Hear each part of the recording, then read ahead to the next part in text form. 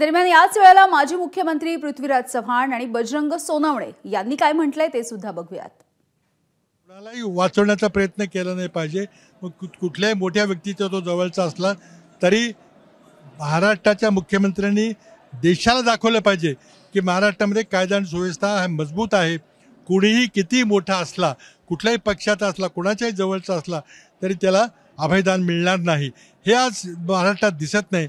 आजचा हा आपला जन आक्रोश मोर्चा कुठल्या एका पक्षाचा नाही, कुठल्या एका जातीचा नाही, तर मानवतावादीचा हा मोर्चा आहे।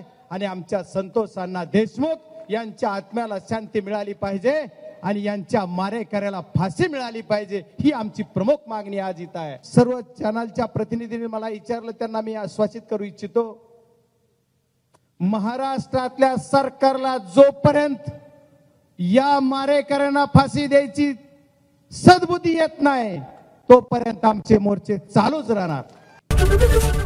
एबीपी माझा, उघडा डोळे बघा नीट।